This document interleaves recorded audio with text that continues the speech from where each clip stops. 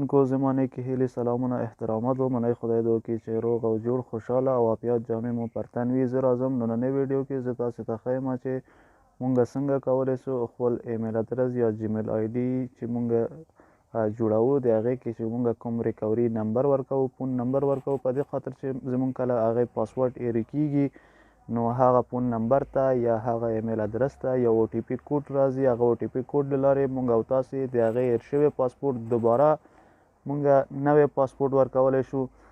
نو که چیرې تاسې هغه شمیره د تاسو څخه هیریږي یا د بل چا شمیرې له لارې تاسو ایمیل ادرس جوړ کړی دی نو نن راځم په دغه ویډیو کې مکمله معلومات تاسو ته درکړم چې مونږ څنګه کولی شو هغه فون نمبر یا هغه موبایل نمبر پکې تبدیل کړو چې مونږ خپل نمبر ورکړو چې مونږ او تاسې هغه سیم کارت خپل یا ستاسو د خپل نو که چیرې زما چینل کې نوی یاست نو چینل مو سبسکرایب کړئ او ملګرو سره شریک کړئ.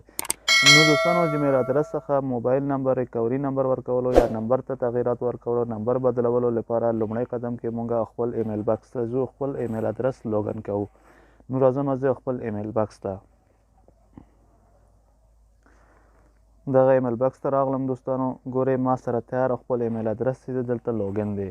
ګورئ که چیرې ستاسو سره هغه ایمیل ادرس چې کوم ایمیل ادرس چې غواړئ هغې نمبر ته تبدیل کړئ یا هغه ایمیل ادرس تاسو سره لوګن نه وي نو تاسو دغه آپشن له لارې اډ انذر اکاونټ په دې آپشن به پریس وکړئ. نو دغه آپشن له لارې تاسو کولی شئ هغه ایمیل ادرس لوګن کړئ.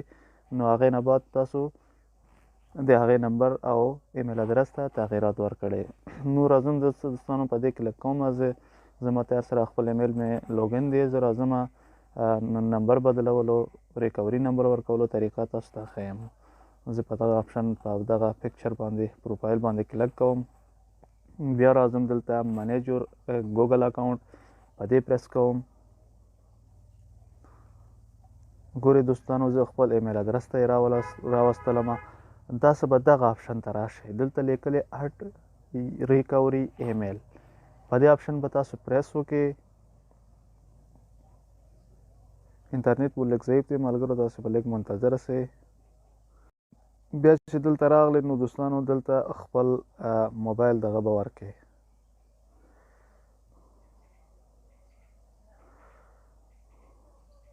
خپل موبایل کوډ به ورکړئ.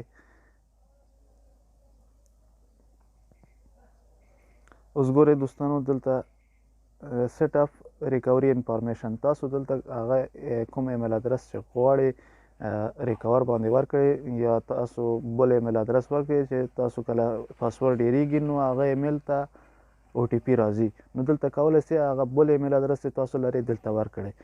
او که چیرې غواړئ چې نمبر ته تغیرات ورکړئ یعنې ستاسو خپل نمبر نه وي نو دلته به راسئ پنسل باندې به کلیک وکړئ. په دغه طریقه به هغه کوم نوی نمبر چې غواړئ مثال په توګه خپل ایمیل ادرس کې سیټ اپ کړئ یا ورکړئ نو دلته به خپل بل نوی نمبر به ټایپ کړئ او مکمل نمبر به دلته ورکړئ. په سیپ آپشن باندې به کلیک وکړئ نو دا به ستاسو په ایمیل ادرس کې ثبت کیږي او دغه نمبر ته به یو او ټي پي کوډ راځي. هغه کوډ به تاسو دلته ورکړئ نو ستاسو نمبر به په دغه طریقې سره چینج شي. که چیرې دغه ویډیو مو خوښ شوی نو ویډیو لایک کړئ او ملګرو سره شریک کړئ.